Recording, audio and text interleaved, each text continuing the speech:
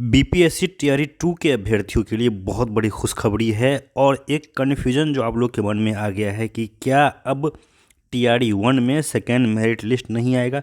मैं आपको पूरा प्रूफ दिखाने वाला हूं कि टीआरई 1 में सेकेंड मेरिट लिस्ट 110% आएगा और किस तरह से आएगा इसके पूरे लॉजिक को भी हम लोग समझेंगे।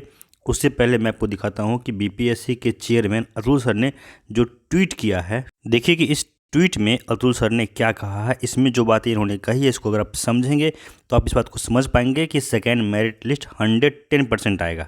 इसके अलावा देखिए न्यूज़ 18 के पत्रकार हैं रजनीश कुमार, इन्होंने भी इस बात को कन्फर्म किया है 110% कि बीपीएससी बहुत जल्द जो सेकेंड मेरिट लिस्ट है जिसको कि सप्लीमेंट्री रिजल्ट कहा जाएगा ये देने जा रही है। लेकिन पहले देखते हैं हम लोग कि बीपीएससी के चेयरमैन ने क्या बातें कही है। देखिए इन्होंने जो ट्वीट किया है इसमें मुख्यतः दो बातें हैं। पहली बात है कि टीआरई 1 में जो भी वैकेंसी बची हुई है वो बाय डिफ़ॉल्ट ट्रांसफ़र होगा और टीआरई 2 में जाएगा तो टीआरई 2 की रिक्ति बढ़ेगी।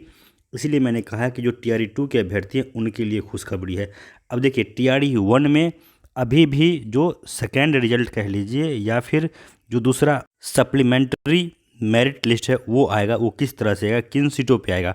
तो ये बात पहले से भी कहा जा रहा है और पहले भी चेयरमैन ने बात कही है कि जो सप्लीमेंट्री रिजल्ट है हम उन सीटों पे देंगे जो सीट डिसक्वालीफाइड कैंडिडेट के कारण खाली होगा, यानी कि डॉक्यूमेंट वेरिफिकेशन होने के बाद बड़ी संख्या में अभ्यर्थी ऐसे हैं जो छट रहे हैं और आगे भी छटेंगे।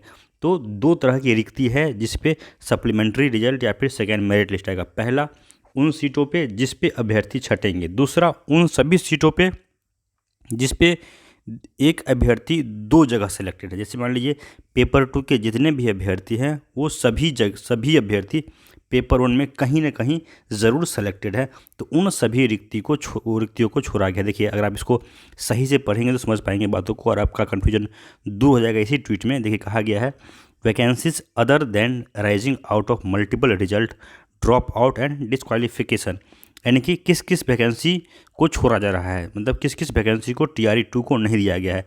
पहला ऐसा जो कि मल्टीपल रिजल्ट का मतलब ऐसे अभ्यर्थी जो पेपर 2 में भी थे 1 में भी थे, दोनों जगह पास हो गए तो एक सीट वो छोड़ेंगे।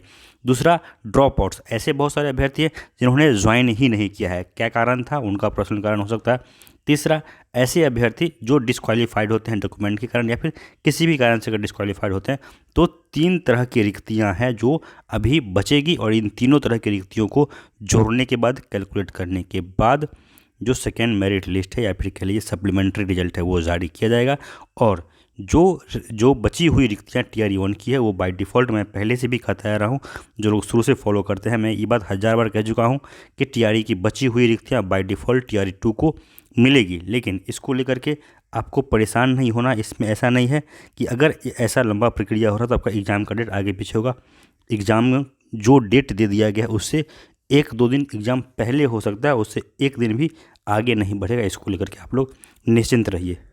तो मैं अब उम्मीद करता हूं कि आप लोगों का जो कन्फ्यूजन था कि सेकेंड मेरिट लिस्ट आएगा या नहीं आएगा, ये डाउट आपका पूरी तरह से ख़त्म हो गया होगा। इस वीडियो में इतना ही। आप लोग से निवेदन है कि वीडियो को लाइक ज़रूर कीजिए, दोस्तों में शेयर कीजिए और चैनल को सब्सक्राइब नहीं किया है तो सब्सक्राइब भी कर लीजिए। धन्यवाद।